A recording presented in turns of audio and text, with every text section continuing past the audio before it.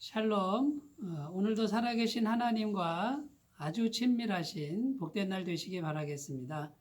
오늘 말씀은 마태복음 21장 23절에서 32절입니다. 예수께서 성전에 들어가 가르치실새 대제사장들과 백성의 장로들이 나와 이르되 내가 무슨 권위로 이런 일을 하느냐? 또 누가 이 권위를 주었느냐? 예수께서 대답하시되 나도 한 말을 너희에게 물으리니 너희가 대답하면 나도 무슨 권위로 이런 일을 하는지 이르리라.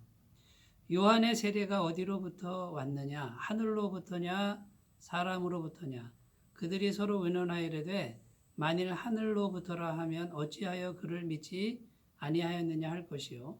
만일 사람으로부터라 하면 모든 사람이 요한을 선지자로 여기니 백성이 무섭다 하여 예수께 대답하이르되 우리가 알지 못하노라 하니 예수께서 이르시되 나도 무슨 권위로 이런 일을 하는지 너희에게 이르지 아니하리라. 그러나 너희 생각에는 어떠하냐?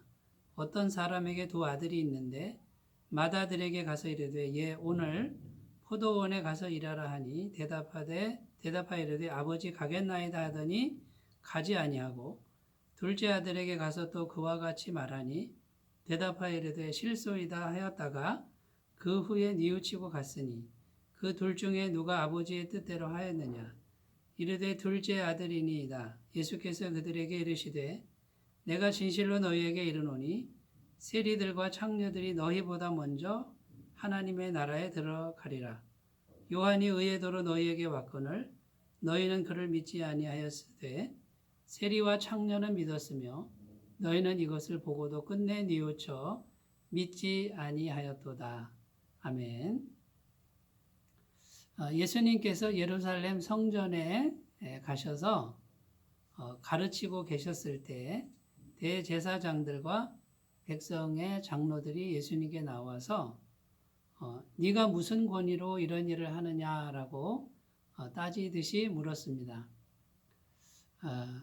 예루살렘 성전의 주인은 자기들인데 어느 날 청년 예수님이 들어오더니 장사꾼들 다 쫓아내고 또 기적을 행하고 또 언제나 가운데 서셔서 말씀을 가르쳤습니다.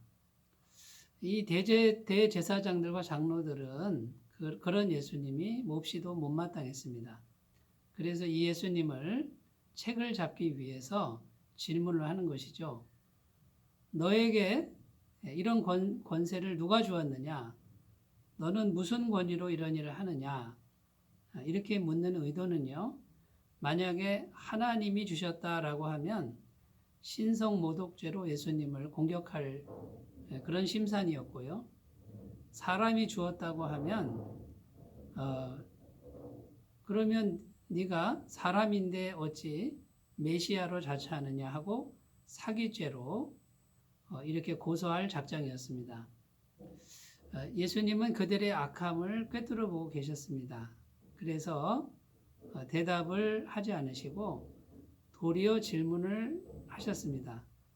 내가 너희에게 질문을 할 텐데 이 질문에 대해서 대답을 하면 나도 대답하겠다 하고 질문하신 내용이 요한의 세례가 하늘로부터냐 아니면 사람으로부터냐 이렇게 물으셨습니다.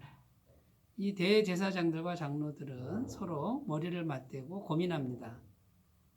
만약에 하늘로부터라 그러면 왜 믿지 아니하였느냐 하고 책망당할 것이고 또 만약에 사람으로부터라 그러면 백성들이 세례 요한을 선지자로 아는데 백성들이 무서워 대답을 못하고 있는 것이죠.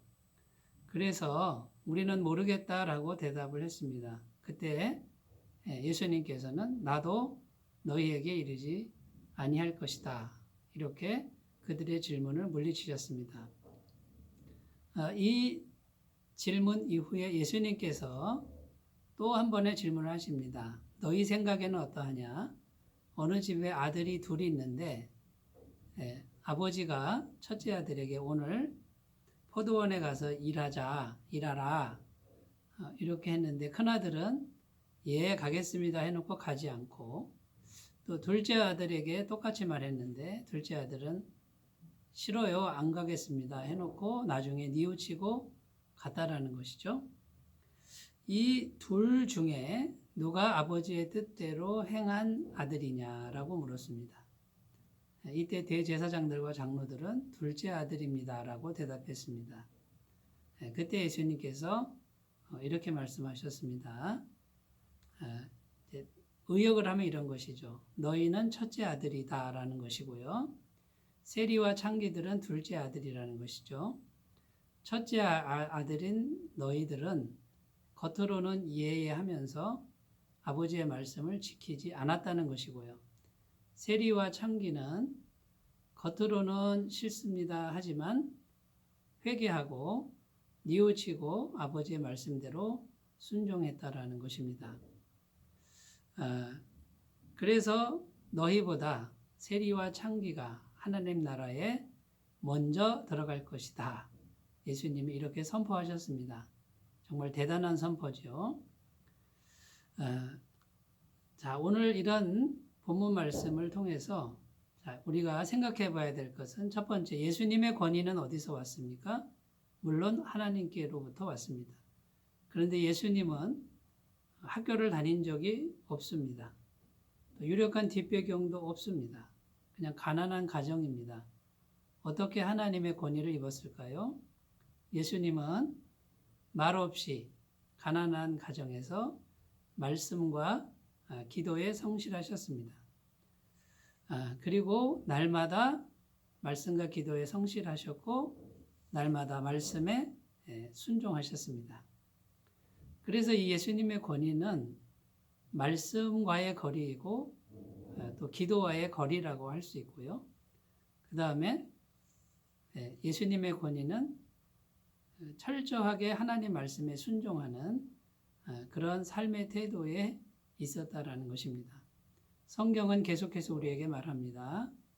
외적인 어떤 것이 하나님의 권위를 가져다 주지 못한다라고 말하고요. 우리의 내면이 말씀과 기도와 순종에 얼마나 가까운지 이것이 하나님의 권위라고 말씀하고 있습니다. 두 번째 생각할 것은 말씀에 순종한다라는 의미입니다. 여러분, 우리가 100% 말씀에 순종하기는 참 어려울 것입니다.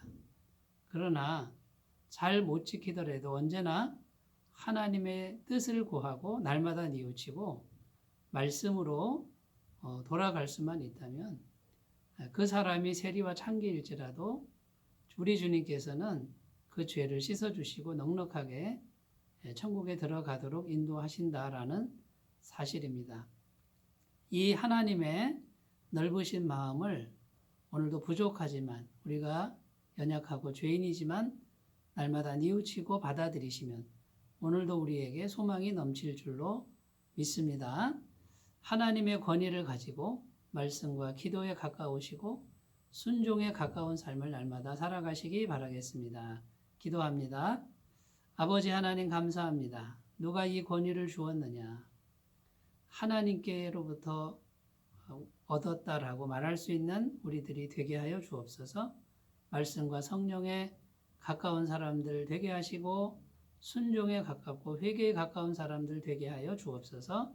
예수님의 이름으로 기도드립니다. 아멘.